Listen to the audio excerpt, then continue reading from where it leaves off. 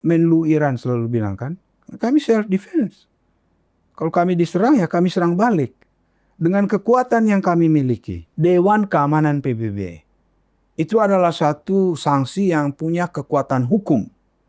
Tapi itu pun Mas, ya, meskipun tanpa resolusi Dewan Keamanan PBB, Amerika menyerang Irak tahun 2003, weapon of mass destruction. Jadi juga. Tetap juga dia menempatkan dirinya di atas hukum internasional.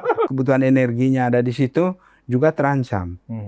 Karena itu Ukraina Rusia ya bahaya, tapi ini lebih tinggi daya ininya. Makanya sedapat mungkin kita berikhtiar untuk menyelesaikannya secara damai. That's the best way. Saya berharap bahwa dia bisa berbicara dengan Putin untuk menciptakan keadilan di dalam dunia, dalam kondisi sekarang ini. Mencari satu solusi yang adil supaya jangan masalah ini diselesaikan dengan kekuatan militer.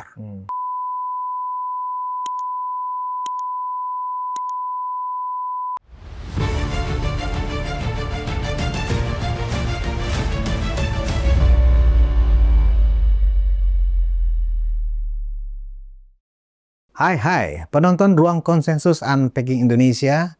Kita berjumpa lagi dengan saya Budius Ma'ruf Piliang. Kali ini saya kedatangan tamu yang sangat bisa menjelaskan apa yang terjadi di Timur Tengah, khususnya eskalasi yang terjadi antara Israel dengan Iran. Saya sudah kedatangan Profesor Alexius Jemadu, ya, PhD, lulusan Belgia ya, Prof. Ya, Belgia, tahun 96. Beliau adalah guru besar dari Universitas Pelita Harapan. Guru besar politik internasional. Ya. Kalau di kampus saya itu namanya HI, Prof. Ya, oke. Ya, memang saya di Prodi HI. Tipis-tipis ya, Prof, bedanya ya. Tipis-tipis. Ya. Baik, Prof. Ini hari-hari ini sejak tanggal 13 Oktober ya, betul, ada serangan dari Israel ke Iran, dan itu udah hampir seminggu nih hari ini, betul, tanggal 20. Betul. Walaupun sifat perangnya masih konvensional, ya kan, tetapi dikhawatirkan anytime bisa berubah menjadi perang yang tidak konvensional. Betul. Ya kan? Mengarah ke nuklir. Nah, bisa Prof. Alexius jelaskan dulu sebenarnya potensi menuju perang nuklir dengan agresivitas dari Netanyahu yang kemudian menyerang Iran karena alasan ada peningkatan pengayaan uranium menuju kepada weaponization. Nah, itu seperti apa, Prof? Iya, jadi kalau ada kekhawatiran di mata publik saat ini ya akan mengarah ke sana, itu ada dasarnya. Tapi kita tidak perlu panik bahwa sekarang sudah terjadi besok. Gitu ya. Bahwa ada kemungkinan seperti itu selalu terbuka, terutama kalau di dalam konflik seperti ini terjadi apa yang disebut satu kejutan strategis, ya, yang mengarah kepada satu eskalasi yang terkendali. Nah, tapi kita juga tidak bisa menyimpulkan bahwa negara-negara besar ini punya apa ya istilahnya itu pure will untuk langsung menggunakan senjata nuklir. Mereka kan hitung-hitung juga, karena kalau senjata nuklir digunakan sekarang semua itu hancur, dan mereka tidak mau begitu juga toh. Artinya mereka juga takut juga ya, mereka takut juga karena bukan hanya hancur orang lain, itu dia sendiri juga takut gitu ya. Ini ada di dalam literatur tentang konflik tingkat nuklir seperti ini yang disebut mutual assured destruction. Jadi setiap negara yang mempunyai nuklir itu sama-sama meyakinkan satu dengan yang lain bahwa ini kita saling menghancurkan. Ya, itu yang disebut sebagai menciptakan credible threat. Ya, kalau saya ancam Mas Budi dengan nuklir, itu ancaman saya itu menghancurkan Anda. Tapi kalau Anda punya nuklir, Anda juga ancam saya. Kamu juga hancur, saya juga punya nuklir gitu. Ya kan? Nah, apakah negara-negara yang punya nuklir ini udah siap untuk itu? Mungkin belum ya. Tetapi resiko ke arah sana ada. Resiko ke arah sana ada. Jadi kita juga tidak bisa naif bahwa ini semua akan baik-baik saja, tidak juga. Karena apa yang sedang terjadi sekarang kan dari hari ke hari itu ada eskalasi, ya kan? Nah, apa eskalasi itu terjadi? Pembunuhan petinggi militer Iran itu bukan satu hal yang biasa kan, Mas? Bukan jumlah satu dua, puluhan, Artinya belasan ya? itu nggak mungkin on the spot. Iya, nggak mungkin Ya. ada spot. Berarti sudah direncanakan panjang, bertahun-tahun mungkin menyusup ke negara lawan, ya, dengan peralatan yang canggih, informasi intelijen yang begitu canggih. Artinya apa? Kalau dari hubungan internasional itu disimpulkan ada intentionality, ada niat, ada berencana untuk melakukan itu. Dan sekarang dia merealisasikan rencana itu. Bahkan ada perencanaan bertahun-tahun kan. Jadi sikap Iran yang melakukan balasan atas serangan yang dilakukan Israel itu sah-sah aja dong. Iya, dia punya hak untuk self defense. Saya diserang, saya harus serang balik. Saya juga ingin survive, ya kan? Nah, itu satu, Mas. Jangan kita underestimate juga kemampuan Iran untuk membalas. Dari perkembangan terakhir ini ya, presisi senjata dan daya ledak senjata yang dia kirim ke Israel itu makin tinggi dan makin canggih. Artinya kan ada sesuatu kapabilitas untuk dia untuk mempertahankan dirinya. Jangan lupa juga ya, kita tahu bahwa secara historis Persia itu kan satu sejarah besar, Mas, di masa lalu. Negara besar. Artinya dia mempunyai suatu rasa percaya diri yang tinggi, tidak mudah untuk ditaklukkan. Jadi kalau Trump dengan mudahnya bilang total surrender, pemimpin Iran bilang, enak aja bilang total surrender. Emangnya kita apa? Kamu jangan pikir saya nggak punya apa-apa. Saya bisa mempertahankan diri saya. Luar biasa itu. Ya, dia punya self confidence yang tinggi. Nah, Prof, atas tuduhan Israel dalam hal ini mungkin Benjamin Netanyahu. Ya.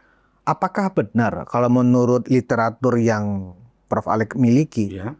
Apakah benar Iran memiliki pengayaan uranium yang di luar batas untuk perdamaian itu? Ya, apa yang kita jadi patokan atau patokan apa yang digunakan Israel kemarin untuk itu adalah resolusi yang dikeluarkan oleh Badan Tenaga Atom Internasional, International Atomic Energy yang mengawasi itulah. Ya. Oke. IAEA. Di Badan PBB untuk pengawasan itu. Nah, dia mengeluarkan itu, mengatakan pengayaan uranium itu sudah mengarah kepada melewati threshold untuk tujuan damai. Nah, Netanyahu menggunakan itu, this is time to act. I have to attack. Berarti data terjadilah itu 13 Juni. Berarti data itu terkonfirmasi? Ya, kalau sudah diumumkan oleh Badan PBB kan something. Dia kan badan yang supposed to be neutral. Iya kan? Tapi kenapa Israel yang kemudian melakukan attachment ke Iran? Melakukan attack? Iya. Melakukan attack. Iya, karena dia menjadikan resolusi dari Badan itu PBB itu sebagai alasan, apalagi kalau dia sudah punya niat lama untuk menyerang kan.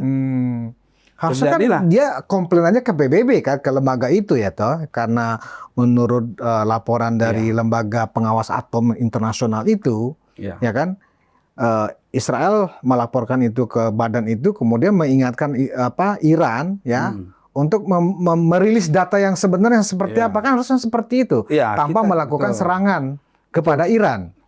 Mestinya kita berharap seperti itu ya, tapi kan kita juga memperhitungkan hostility selama ini yang terjadi kan. Unsur itu kan pasti ada juga, Mas. Di dalam hubungan internasional itu ada satu pendekatan yang disebut sebagai konstruktivisme. Ya. Jadi ancaman itu juga suatu konstruksi sosial. Oke? Nah, konstruksi sosial yang menentukan tindakan atau perilaku suatu negara. Jadi ancaman itu sudah terkonstruksi selama ini. Dengan hostility itu melalui statement saling mengecam. Itu membentuk satu persepsi tentang ancaman. Itu juga turut membentuk. Jadi begitu ada pengumuman dari Badan PBB ini justifikasi saya untuk melakukan apa yang saya mau. Nah, terjadilah 13 ya? 13 Juni ya? Ya. Udah seminggu. Ya, sudah seminggu. Tapi pada saat yang sama tentu Iran tidak mau juga dong diserang begitu aja, ya kan? Apalagi ini kan serangan langsung ke negaranya. Dia harus membela diri. Dan itu diakui oleh piagam PBB, self defense. Setiap negara kalau diserang pasti dia serang balik. Dibolehkan ya? Iya, dibolehkan, self defense. Dan itu selalu digunakan ya di dalam statement dari pejabat-pejabat. Saya melindungi diri saya. Menlu Iran selalu bilang kan, kami self defense. Kalau kami diserang ya kami serang balik dengan kekuatan yang kami miliki. Eskalasi ini menurut Prof dari hari ke hari menuju 1 minggu ini semakin meningkat atau bagaimana, Prof? Makin meningkat. Makin meningkat. Kenapa dikatakan makin meningkat? Ya, karena aset-aset militer Amerika sudah dikirim ke Timur Tengah, ke Israel. Ada sesuatu kan? Tidak mungkin ujuk-ujuk kirim kan? Satu. Yang kedua, kualitas senjata rudal yang di balistik yang digunakan oleh Iran juga makin tinggi loh, Mas. Daya hancur, presisinya makin tinggi. Dan itu mungkin belum yang paling tinggi yang dia punya. Negara tidak akan membuka kepada publik senjata apa yang dia miliki ya. Jadi inilah yang menimbulkan kekhawatiran eskalasi ini akan sampai di mana. Tapi sekarang kita melihat bahwa eskalasi militer terjadi, jalan diplomasi juga terjadi. Ini kan Menlu Iran sudah ke Eropa ini, bertemu 3 Menlu negara besar di Eropa. Inggris, Jerman, Prancis, Inggris. Ya. Jerman ya.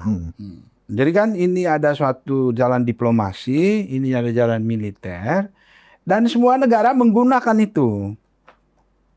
Supaya nanti kalau terjadi eskalasi, mereka punya disclaimer. Aku juga dulu pernah mencoba jalan perundingan loh. Nah itulah strategi mereka kan. Jadi bukan hanya satu aja, militer aja atau diplomasi. No, they do both. Ya militer, ya diplomasi jalan. Oke. Ya itu lazim terjadi. Nah kita kan tahu, Prof. Israel ini kan sekutu sejatinya Amerika. Iya. Yang sekarang presidennya Donald Trump. Nah, kita bisa membaca ya Netanyahu berusaha untuk memprovokasi Donald Trump juga untuk membantu mereka dalam melawan Iran ini. Karena sepanjang yang saya tahu, titik di mana lokasi dari instalasi nuklir dari Iran ini hanya bisa ditembus oleh senjata dari Amerika, ya kan? Yang lain nggak punya. Nah, menurut Prof, apakah Donald Trump dengan karakternya yang unik ini, ya, menjadi mitra yang baik buat Netanyahu untuk melakukan agendanya, ya kan, untuk menggulingkan rejim Iran, ya kan, yang memang kita tahu sudah lama antara Netanyahu dengan rejim Ali Khamenei ini kan tidak cocok atau saling ingin menggulingkan kan begitu ya.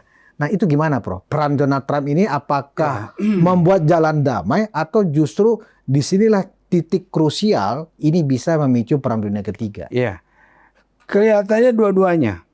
Dua-duanya? Iya, baik militer juga jalan damai. Karena itu kenapa kita menyimpulkan begitu? Karena selama ini dia membuat pernyataan yang multitafsir.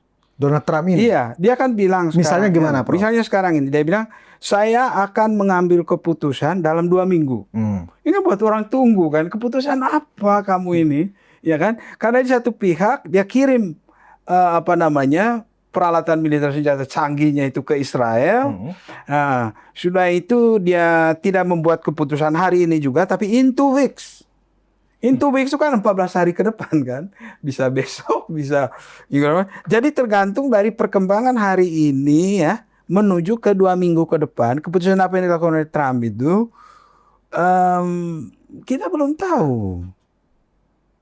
tahu. Dia masih ingin jalan damai kalau bisa damai. Tapi kalau militer juga ya jalan. Dia kirim kan, dia punya peralatan itu ke Timur Tengah, bantu Israel. Nah yang orang takutkan sekarang ini, yang dikirim itu alat untuk menembus nuklir yang di Fordo itu. Karena mungkin sekarang dari 1 minggu diserang ini, kok yang satu ini nggak bisa. Gue nggak bisa kan.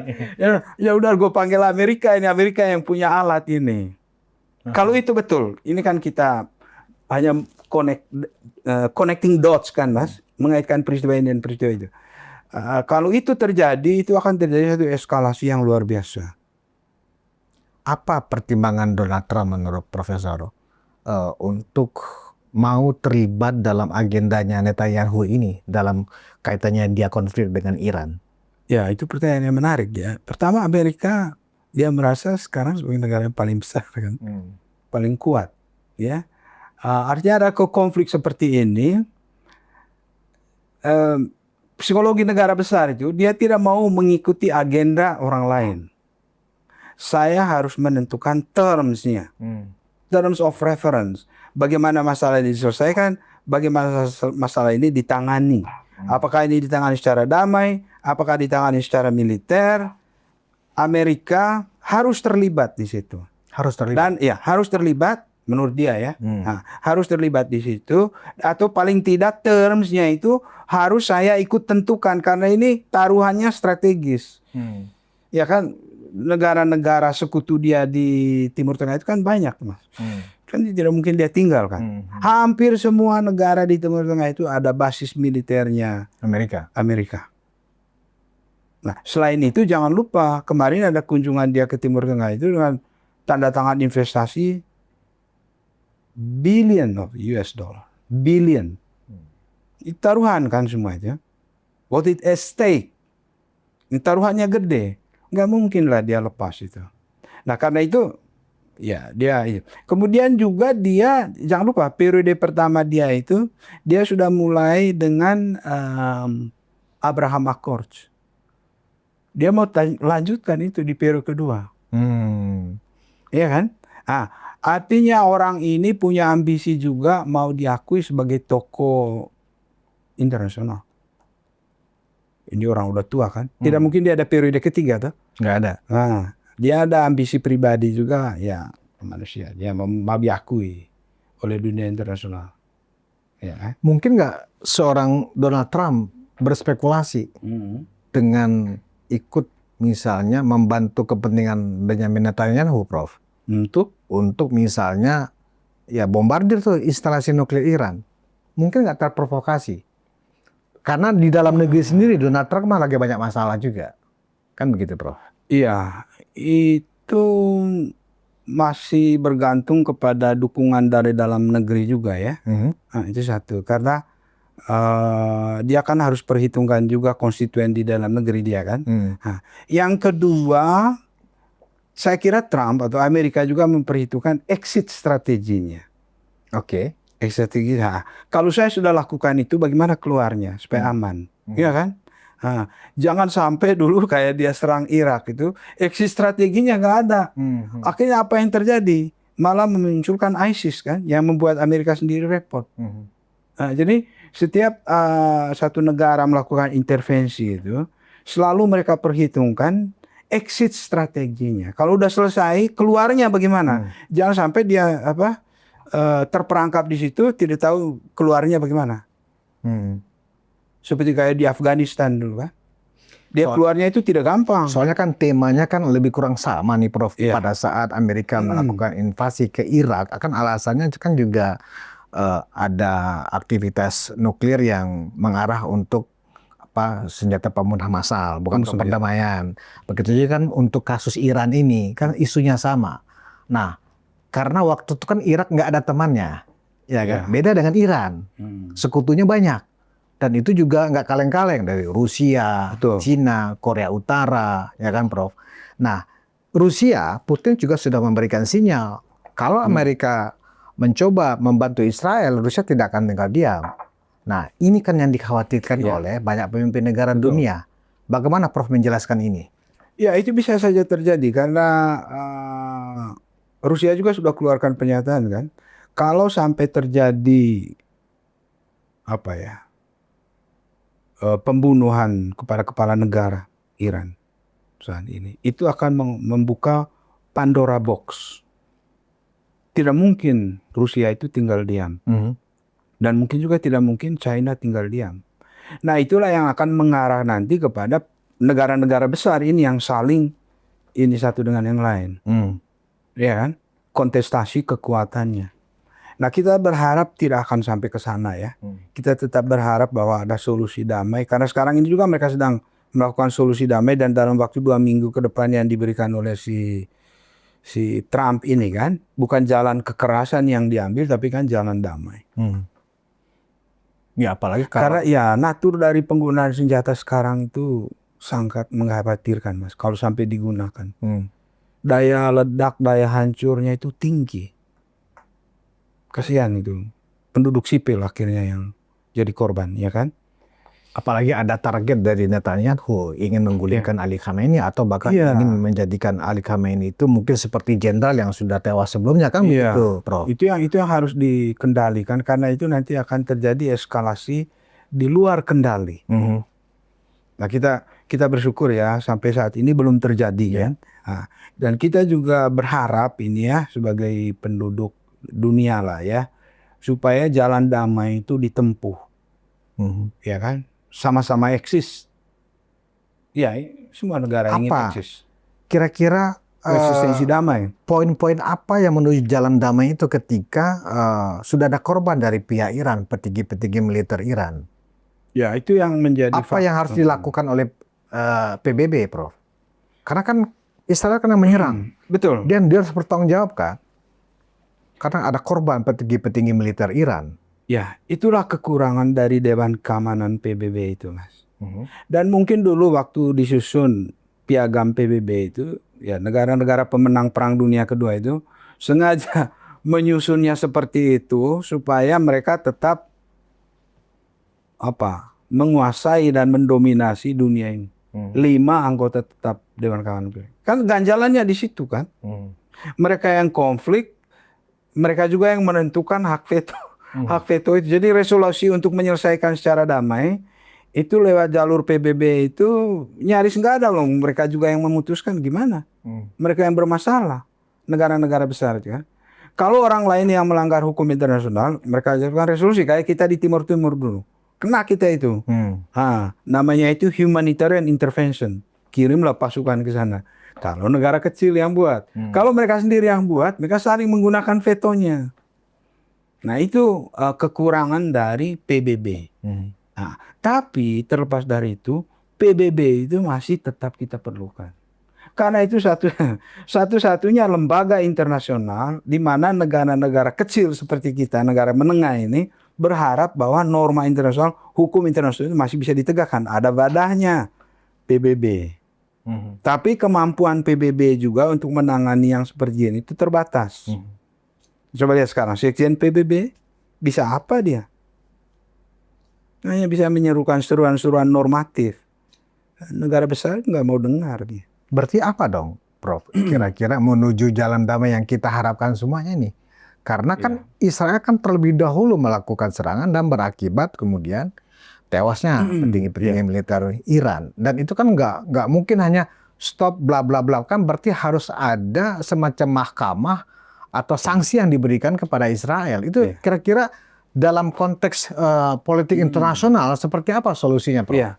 Sekarang kalau kita mekanismenya resolusi Dewan Keamanan PBB udah unlikely lah. Karena pasti diveto kan oleh salah satu dari negara besar ini. Jalan lain yang bisa ditempuh adalah meningkatkan pressure internasional Kepada Israel. Ya, kepada Israel. Atau kepada negara mana saja yang melanggar hukum internasional. Karena kalau tidak diatur hukum internasional, hubungan internasional itu tetap apa yang oleh orang realistis itu sebagai anarki. Tidak ada satu kekuasaan di atas negara. Berarti apa maunya negara kan? Kalau apa maunya negara berarti siapa negara yang paling kuat, dia yang paling menentukan. Nah, ini aturan main yang sangat tidak adil. Karena nanti siapa yang lebih kuat, dia yang akan menentukan. Nah, karena itu harus ada satu collective pressure. Berlapis-lapis. Karena satu lapis aja nggak cukup kan. Nah, misalnya sekarang ada upaya jalan damai di di Eropa ini ya, yang sedang Menlu Iran kan sedang ke sana. Nah, jalan itu yang harus kita dorong. Karena bagaimanapun setiap masalah internasional itu selalu lebih baik diselesaikan melalui dialog. Jalan damai. Bukan jalan militer. Apa misalnya, Prof? Memberikan sanksi kepada Benyamin Netanyahu kah atau seperti apa? Kira-kira yang dianggap sebagai yang setimpal atas yang sudah dilakukan Israel kepada Iran. Oke, kita belajar dari kenyataan dulu ini Mas ya. Ya, yang Anda tadi sebut sanksi ya. Ya. Siapa sih yang bisa memberi sanksi yang mengikat mempunyai kekuatan hukum selama ini ya? Pertama Dewan Keamanan PBB. Ya. Dewan Keamanan PBB, resolusi Dewan Keamanan PBB itu punya kekuatan, negara yang kena itu harus itu kayak kita dulu di Timur Timur itu 99 ya. Kemudian negara yang bisa memberikan sanksi itu ya negara besar. Amerika beri sanksi, Uni Eropa beri sanksi, atau nanti mungkin juga Cina beri sanksi, Rusia beri sanksi. Itu adalah salah satu mekanisme untuk menekan ya, misalnya menekan Israel, menekan siapapun yang dianggap menciptakan masalah lah gitu ya. Itu bisa digunakan mekanisme itu. Jadi kembali kalau tadi Mas Budi bicara sanksi, ya itu aja yang kita pelajari dalam hubungan internasionalnya. Dewan Keamanan PBB. Itu adalah satu sanksi yang punya kekuatan hukum. Tapi itu pun Mas, ya, meskipun tanpa resolusi Dewan Keamanan PBB, Amerika menyerang Irak. Tahun 2003, weapon of mass destruction. Jadi juga. Tetap juga dia menempatkan dirinya di atas hukum internasional. Ya kan? Iya. Itu yang disebut dalam hubungan internasional itu power politics. Politik berbasis kekuatan. Dia main kuat. Nah, ini yang tidak kita suka di dalam hubungan internasional. Jadi karena itu morally illegitimate. Secara moral itu tidak dapat dipertanggungjawabkan. Bahwa siapa yang lebih kuat, dia yang menentukan. Itu harus hilang itu. Jadi tidak ada cara berpikir seperti basisnya itu. Bukan hukum internasional ya, iya. tapi adalah power. Iya, kekuasaan yang lebih, siapa yang lebih besar kekuasaannya? Iya, siapa yang lebih besar kekuatannya? Bukan kepada diktum-diktum yang ada dalam hukum internasional. Iya. Berarti ini kuat-kuatan dong, Prof. Kuat-kuatan. Nah, dunia seperti itu, dunia Machiavelli itu, yang harus kita hindarkan dari muka bumi ini. Caranya? Hukum internasional. Nah, that is the only protection hukum internasional dalam peristiwa ini tidak dianggap, terus apa lagi dong, Prof? Iya, itu betul. Itu masalahnya, masalah kita semua kan. Kita harapan satu-satunya saat ini adalah PBB, tapi PBB juga udah nggak bisa ngapa-ngapain, dikuasai juga oleh negara-negara besar itu kan. Tapi itu jangan membuat kita berputus asa untuk mengupayakan jalan damai. Kita harus istilahnya itu ikhtiar kita terbaik itu harus tetap ada, Mas. Iya kan? Iya nggak? Benar nggak? Ikhtiar jalan damai. Karena itu satu-satunya jalan supaya kita semua ini survive. Benar nggak? Benar. Iya, that's the only way. Jadi itu yang kita harapkan. Apakah ini tergantung atau kita menunggu ultimatum yang dikeluarkan oleh Donald Trump selama 2 minggu ke depan? Kalau juga tidak berarti saya akan mengambil tindakan, kan ini sangat abstrak nih ultimatumnya. Kalau menurut saya, jangan juga kita punya mindset bahwa kita menunggu apa yang negara besar lakukan. Jangan, kalau tidak nanti ikut maunya dia kan. Jadi segala kekuatan lain di luar Amerika ini harus dimanfaatkan. Seperti tadi, ada upaya dari negara Eropa itu menjual damai. Ya, diundanglah Menlu Iran, iya kan? Untuk bicara bagaimana ini sebaiknya supaya kita hindari jalan militer. Kalau militer ini tidak bagus lah, banyak orang akan jadi korban nanti. Jalan damainya baiknya gimana, ya kan? Menurut saya harus diakui bahwa Iran punya hak untuk pengayaan uranium untuk diujian damai. Hak setiap negara untuk energi apa segala macam. Negara-negara Eropa melakukannya. Betul. Ya kan?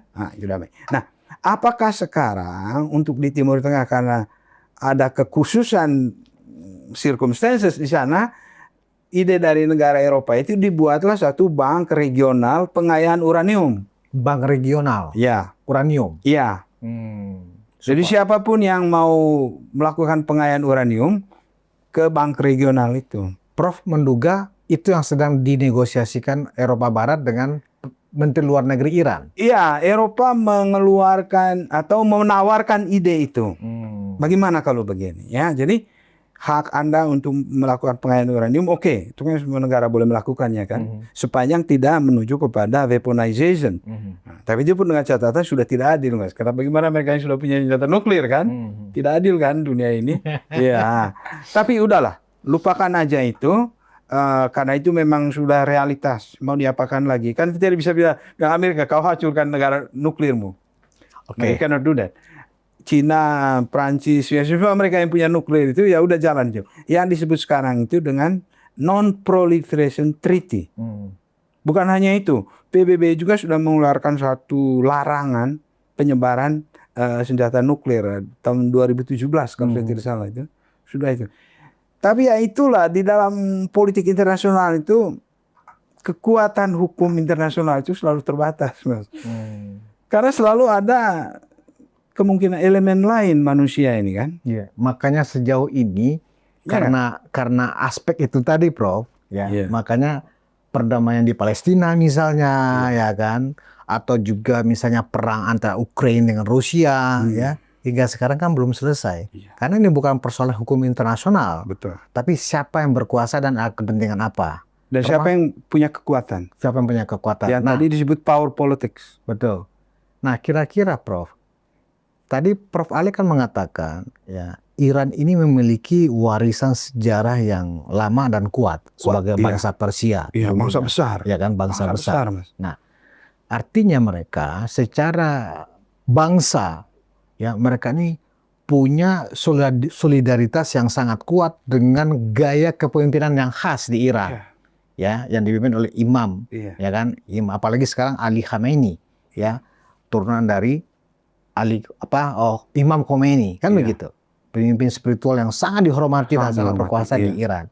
Nah, jika Ali Khamenei tetap tidak menerima invasi yang dilakukan Israel kepada Iran, ya, kalau ini perang konvensional yang berlangsung cukup lama, apa prediksi Prof Alex terhadap situasi ini?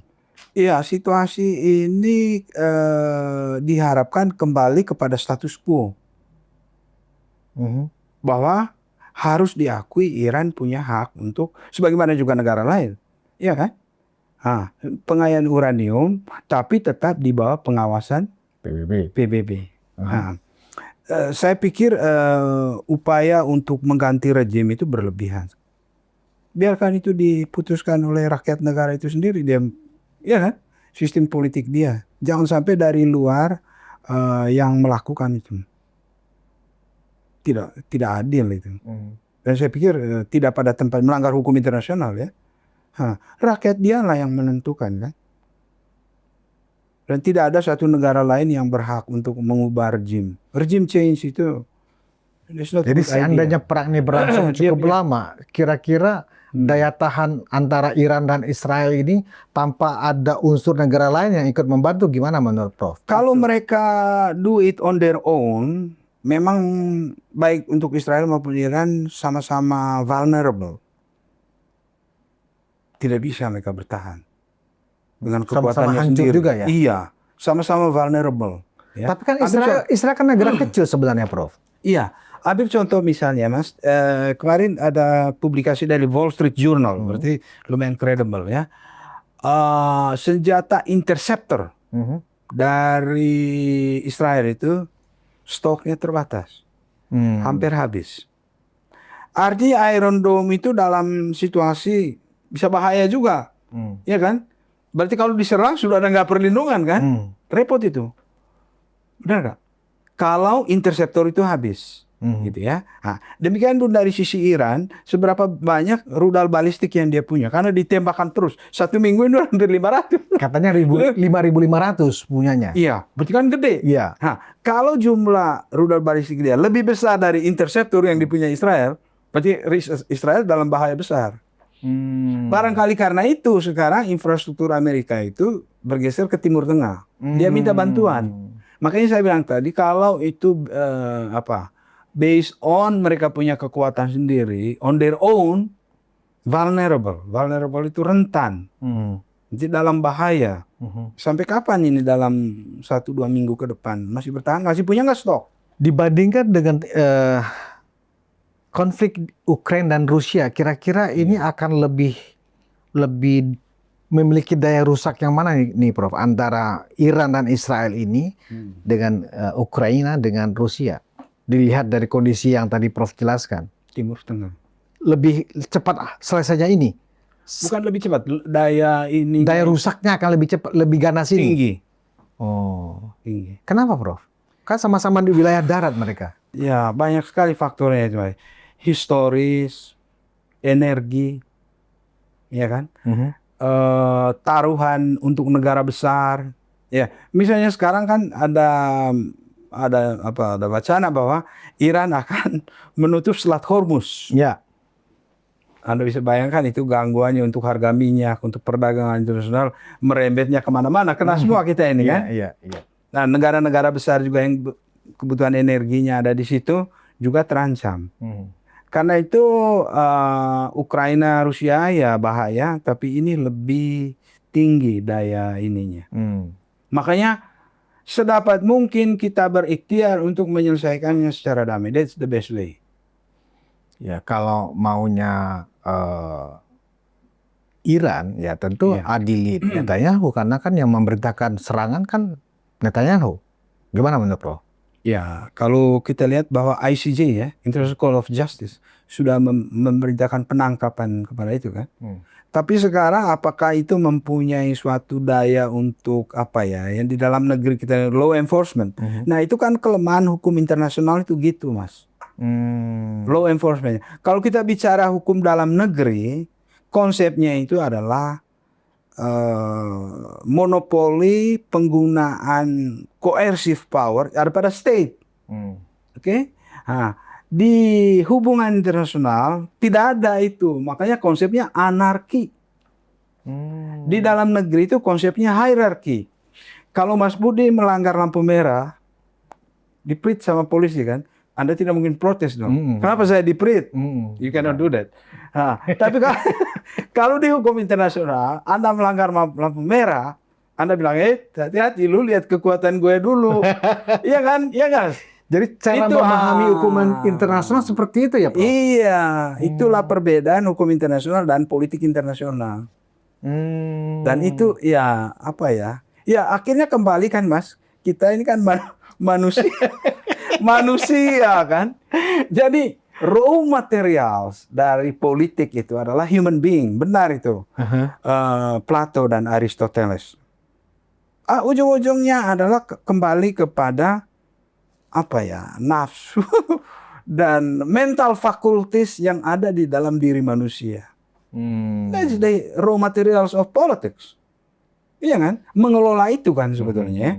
Kapan kita menggunakan akal sehat, kapan nafsu, filsuf Yunani menggunakannya appetite itu berkuasa. Nah, kalau kata Plato kan idealnya itu reason yang mengendalikan kuda itu kan. Nah, dia bayangkan seperti mengendalikan kuda itu Mas. 2 kuda kereta itu ya. Nah, yang mengendalikan kuda apa itu? Size kan? Istilahnya itu. Nah, dia itu adalah reason, akal budi. Size, ya. Nah, 2 kuda itu adalah appetite dan emotion. Nah, benar juga para filsuf itu. Itu adalah raw material untuk politik. Dan itu sangat berlaku dalam hubungan internasional, dalam politik internasional. Tapi juga dalam politik domestik. Ya kan? Nafsu uang, nafsu dapat uang, nafsu dapat kuasa. Benar kan Mas? Iya kan? Itu juga. Orang ini tidak bekerja dengan akal sehat semua. Nah, sekarang that's politics. Sederhananya gini, Prof. Seolah-olah kan sekarang ini apakah akan terjadi perang nuklir atau ini akan selesai dengan mediasi oleh PBB, ya kan? Tergantung dari Donald Trump. Donald Trump. Ya kan? Apakah Donald Trump benar-benar sinyal-sinyal untuk membantu Israel kan sudah dilihat kan? Kelihatan. Dengan pengiriman sejumlah pesawat-pesawat yang untuk membantu, ya kan? Setidaknya secara psikologis memberikan dukungan kepada Israel. Betul. Dan itu pun sudah dibalas juga oleh Rusia. Nah, kira-kira Prof, ya, untuk menenangkan publik ini, arah menuju Perang Dunia Ketiga itu jauh, dekat, sedang, atau nggak ada? Saya bisa katakan kemungkinan untuk itu tidak bisa dihilangkan sama sekali. Ya. Tidak bisa dihilangkan. Tapi levelingnya, kalau saya kasih tadi ada leveling seperti itu, menurut Prof secara objektif Jauh, dekat, sedang, atau tidak ada sama sekali. Karena ini bisa diselesaikan lewat Iya. jalur diplomasi. Kalau kita ambil dari rentang 0 sampai 100 ya Mas ya. Iya, iya. Ini agak kuantitatif dikit Iya, ya. iya. Bisa sangat subjektif, saya bisa salah ya. Betul, Mas, ya. betul. Adanya itu di angka 70. Tinggi itu, Prof. Iya, Tinggi itu, Prof. 70. Iya. Tapi masih ada 30% kan Aha. peluang untuk menyelesaikan damai.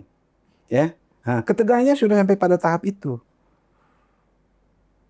Tapi saya juga tidak mengatakan bahwa 30 ini dapat kita abaikan saja ya.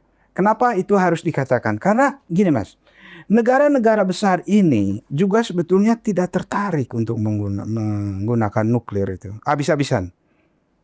Karena sama-sama hancur, siapa Iya, yang iya. mau? So tidak ada insentif yang real. Oke, saya harus lakukan itu sekarang. Enggak juga toh. Mereka berpikir panjang kan.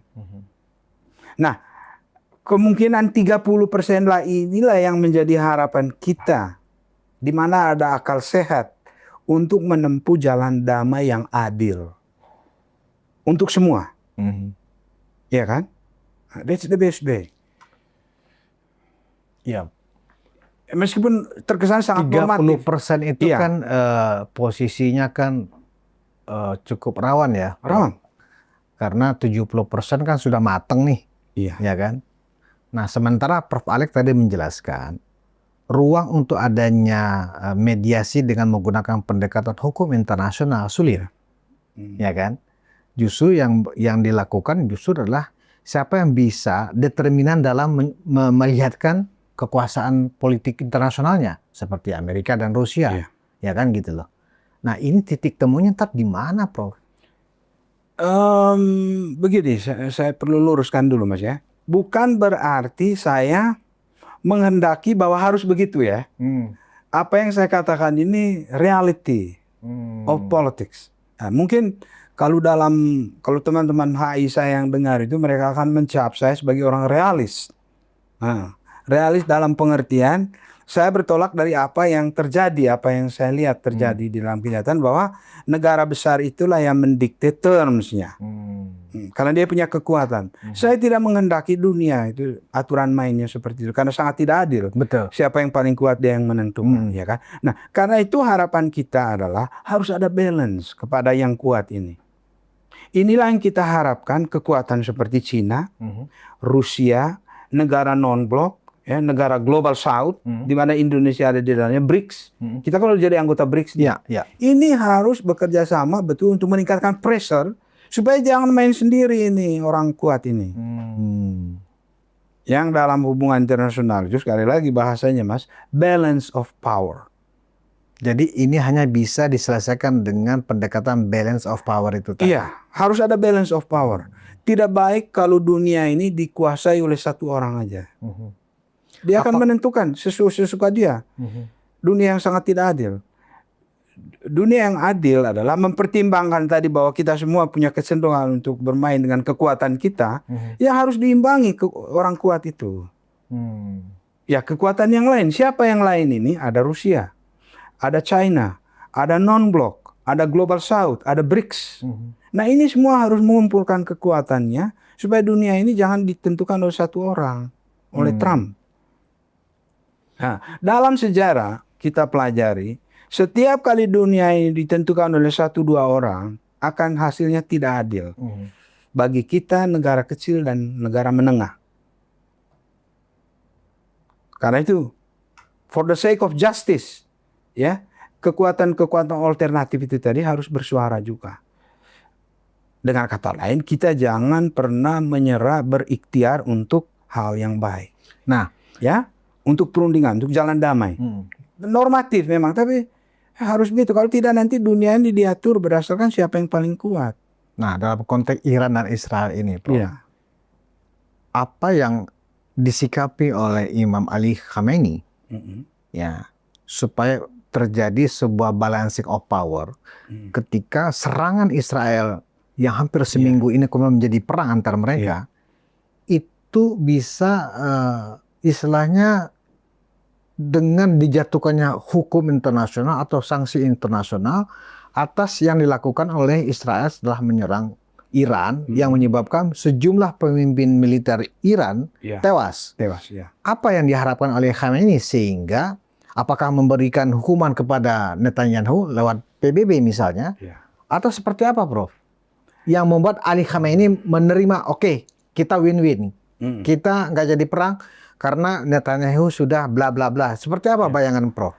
Ya, saya pikir jangan dia bergerak sendiri. Dia harus mengajak semua yang lain ini kan. China, Rusia, Uni Eropa. Nah, sekarang yang sedang terjadi di Eropa, ya Menlu Araghchi ke sana, Menlu Iran ke sana ya. Nah, itu upaya untuk memperkuat jejaring dia juga ya, supaya jangan didikte oleh dua orang ini, Trump dan Netanyahu. Ya kan? Keingat, kalau kata Anda tadi ya, bahwa ke PBB di sana terbentur pada hak veto juga. Iya. Istilahnya Iya, selama ini kita ibarat narik selimut ya, Prof. Iya. Ditarik kembalinya ke situ lagi. Itu lagi. Nggak ada solusi Iya, karena nggak ada solusi. Amerika punya hak veto. Iya. Tapi sebaliknya Rusia, Cina juga punya hak veto. Iya. Iya kan? Nah, ini Terbenturnya di situ. Terbenturnya di Iya. situ. Makanya saya bilang tadi dia harus bangun jejaring kekuatannya. Mengimbangi dua orang ini. Iya kan? Nah, karena kalau hanya ditentukan oleh dua orang itu ya nanti sesuai kepentingan dia. Dan sesuai kepentingan dia juga bermain power politik juga jadinya. Terakhir nih, Prof. Ini kan Presiden Prabowo kan mungkin sudah kunjungan terakhir ya, hari terakhir ya, lawatan ke Rusia. Nah, Rusia adalah sekutu dan teman baiknya Iran. Iya. Ya kan? Kira-kira apa peran Presiden Prabowo ya dalam pembicaraannya dengan Putin untuk setidaknya untuk meredam eskalasi yang lebih lanjut antara aksi antara Iran dan Israel ini? Iya. Ya, kalau saya berharap Pak Prabowo menggunakan pengaruhnya ya. Ini kan dia diundang ini, Mas. Oleh Putin ya? Menghadiri atau memberikan keynote speech di Saint Petersburg. Itu Davos World Economic Forumnya Rusia. Dan dia diberi kehormatan untuk berpidato di sana. Terhormat sekali kan. Artinya peran Indonesia diakui. Nah, saya berharap bahwa dia bisa berbicara dengan Putin untuk menciptakan keadilan di dalam dunia, dalam kondisi sekarang ini. Mencari satu solusi yang adil supaya jangan masalah ini diselesaikan dengan kekuatan militer. Harus dicarikan suatu istilahnya orang manajemen itu win-win lah. Win-win solution. Iya kan? Nah, satu penyelesaian yang adil. Nah, mungkin dia mengajak Rusia ya. Dia kan juga kalau saya tidak salah dubes Iran kemarin mengundang Prabowo juga ke Iran tuh. Saya berharap Pak Prabowo menggunakan kekuatan pengaruh yang dia punya untuk ini bersama-sama dengan Iran ya, menciptakan sesuatu situasi yang lebih lebih seimbang, lebih adil supaya jangan ini diselesaikan dengan kekuatan militer. Menurut Prof, berarti peran Indonesia dalam hal ini Presiden Prabowo masih cukup signifikan dalam konteks Iran-Israel ini. Iya. Memang kita tidak bisa exaggerate ya di situ ya. Tapi fakta bahwa dia diundang oleh Putin untuk memberi keynote itu, berarti dia penting. Dia juga diundang oleh Presiden Iran untuk ke Iran. Artinya kan dia berperan, mau didengar suaranya kan. Nah, disitulah kita berharap ketokohan Pak Prabowo ini digunakan untuk solusi yang damai tadi yang saya bilang. Tapi dan kita berharap Pak Prabowo. Tapi kan kita juga dengan Amerika kan juga berteman, Bro. Iya. Sementara Israel sekutunya adalah Amerika. Gimana itu, Bro? Iya. Posisi yang seperti itu. Disitulah kita melihat pemimpin kita ini dan kejeniusan Muhammad Hatta ya, bermain menavigasikan foreign policy itu berdasarkan prinsip independent and active. Politik bebas aktif. Dan Indonesia ini unik, Mas. Dia itu kalau di dalam BRICS itu termasuk negara yang relatif trouble free. Ya kan? Kenapa? Karena kalau kita lihat India dan China konflik teritorial. Rusia dan China secara historis juga ada konflik tuh. Yang tidak ada bebas konflik dengan tetangga itu Indonesia. Nah, itulah kredensial yang kita punya kan. Mau nggak Pak Prabowo menggunakannya itu? Kalau mampu, Pak Prabowo mampu. Mampu. Dia mampu dan dia presiden yang aktif secara internasional. Diakui oleh dunia internasional. Nah, saya berharap Pak Prabowo menggunakannya itu. Dia punya pengaruh. Berarti Pak Prabowo lebih produktif menurut Prof. Alex memberikan semacam pengertian dan pertimbangan kepada Imam Ali Khamenei dibanding ke Netanyahu. Iya. Oh. Dia diakui dan dia kan. Tapi kan ini menyangkut dignity sebagai orang masyarakat atau bangsa Iran ketika harus mengalah ketika negaranya diserang oleh Israel. Tapi kalau dia sudah undang Pak Prabowo ke sana kan berarti dia ingin dengan Pak Prabowo juga kan, Mas? Disitulah harapan kita. Indonesia sebagai negara Muslim terbesar gitu ya. Berarti kan diakui. Ya itu tadi saya bilang, saya berharap Pak Prabowo menggunakan pengaruhnya. Apa yang Indonesia bisa kontribusikan sesuai dengan prinsip dasar Sila Bandung. 70 tahun loh Mas tahun ini. Iya. 55 kan? Jadi berarti menurut Prof. Alex dalam konflik atau perang yang sudah dimulai antara Israel dan Iran ini justru potensi sebagai penengah ya. Iya. Justru dari pemerintah Indonesia justru dalam hal ini Presiden Prabowo. Ya, karena memang gitu. Dalam foreign policy kita sekarang Indonesia dikenal sebagai bridge builder, Mas.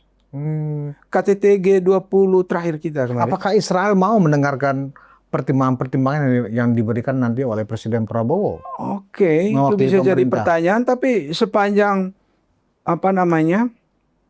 proposal yang diajukan itu make sense dan rasional, saya kira layak untuk dipertimbangkan. Karena itu masih jauh lebih baik daripada menggunakan kekuatan. Bahasa kekuatan itu bukan bahasa yang rasional. Tidak baik. Saya juga tidak ingin dunia diatur oleh kekuatan. Kita ingat pada waktu pertemuan di Singapura di Hotel Shangri-La, kan juga Presiden Prabowo memberikan juga semacam jalan tengah untuk perdamaian antara di Ukraina dan Rusia. Betul. Ya kan? Nah, mungkin Prof. Alex bermaksud ini saatnya juga Presiden Prabowo juga memberikan pertimbangan yang sama untuk adanya jalan damai di Iran dan Israel. Sepakat ya? Iya. Apakah itu akan didengarkan oleh Netanyahu dan Trump?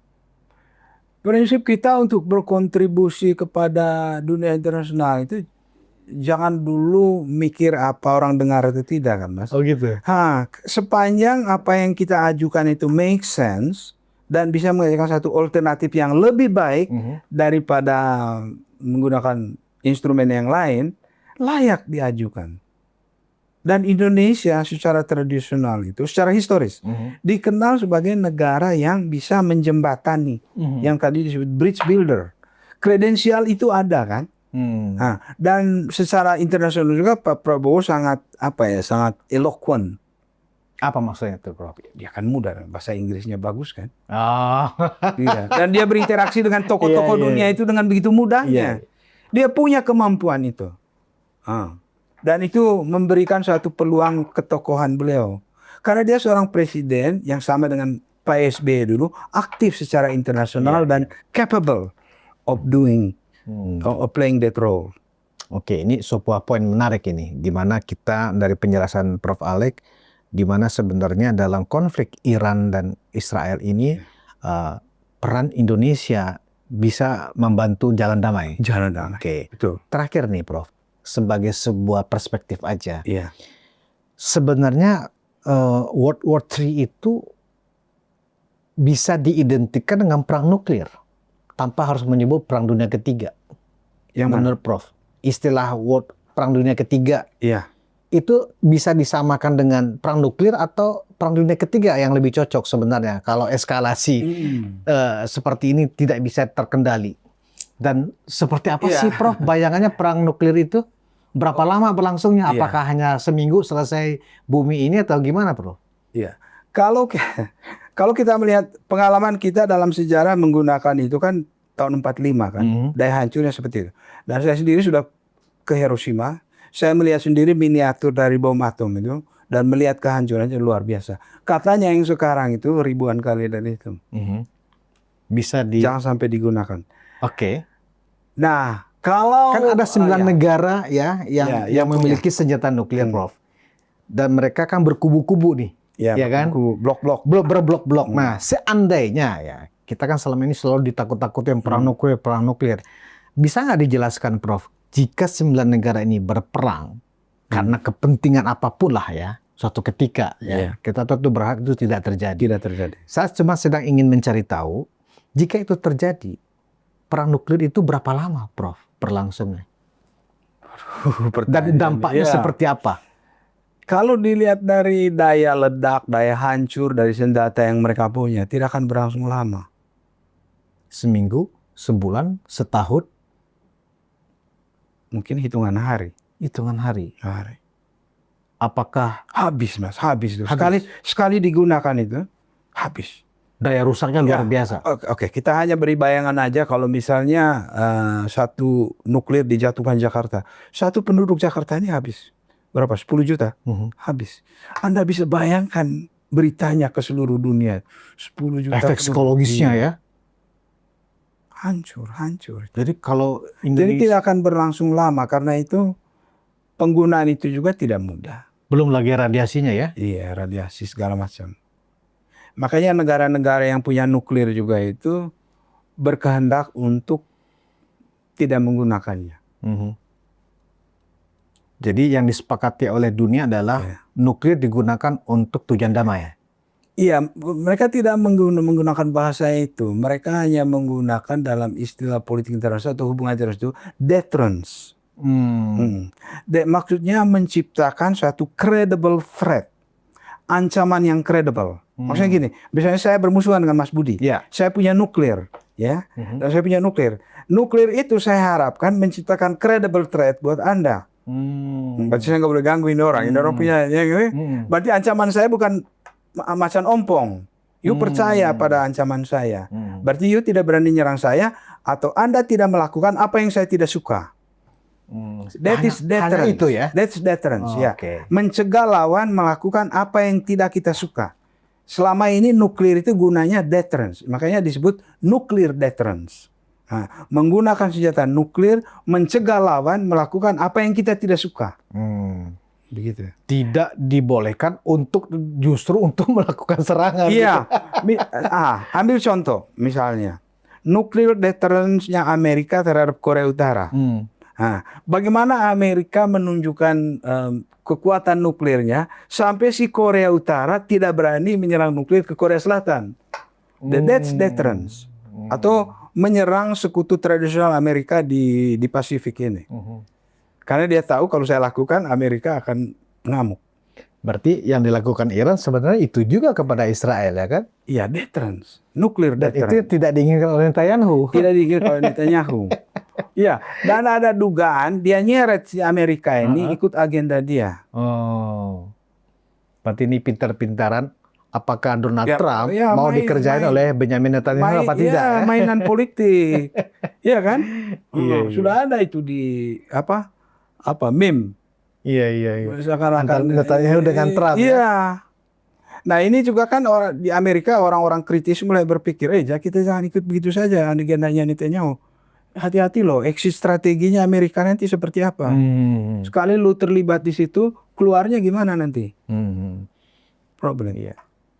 Jadi belum tentu juga Donald Trump akan ikut istilahnya gendangnya Netanyahu di sini ya. Belum menari tentu, ya. dengan gendangnya Netanyahu. Belum tentu ya. Belum tentu juga. Dia dengan kritik-kritik begitu banyak itu dia juga tidak mau. Baik. Didikte oleh Netanyahu kan. Terima kasih Prof. Alek, kita udah hampir 1 jam. Terima kasih Mas. Ini sebenarnya kita diskusi untuk memberikan perspektif kepada publik, ya kan? Kita tidak sedang mencari kesimpulan, kita juga tidak sedang membicarakan apakah perang nuklir atau perang dunia ketiga itu akan terjadi. Tapi setidaknya dari penjelasan Prof. Alek, ya kan, memang bagaimana kita mencari jalan damai ketika konflik antar negara, apalagi negara-negara besar yang ada deteran nuklirnya, ya kan, itu nggak mudah, ya kan gitu loh. Dan bahwa kita akan, apakah perang nuklir itu di depan mata atau tidak, Prof tadi mengatakan 70% kemungkinannya, ya kan. Tetapi masih ada Presiden Prabowo yang mungkin bisa ya menjadi mediatornya. Terima kasih, Prof. Alik. Ya. Demikian diskusi kita tentang bagaimana cara kita menyimak situasi yang berkembang di Timur Tengah, khususnya di Iran dan Israel. Tentu kita berharap peran Indonesia dalam hal ini ya cukup bisa signifikan ya untuk meredam eskalasi yang lebih tinggi. Karena kalau kita langsung berpikir wah ini akan perang nuklir, ya kan ini akan perang nuklir. Ya walaupun kemungkinannya menurut Prof. Alex itu 70%, ya perang dunia ketiga yang lebih relevan kalau disebut sebagai perang nuklir, nah itu sebenarnya tidak layak juga untuk kita kedepankan karena kuncinya adalah 9 negara yang punya senjata nuklir ini juga pada dasarnya juga sama-sama takut kalau itu terjadi. Jadi kita juga merasionalisasi isu perang nuklir seperti itu. Mereka juga takut mati kok. Ya, Prof ya? Ya, betul. Semua mau hidup. Semua mau hidup. Demikian diskusi kami. Kita berjumpa di episode selanjutnya. Terima kasih atas perhatian Anda. Assalamualaikum warahmatullahi wabarakatuh.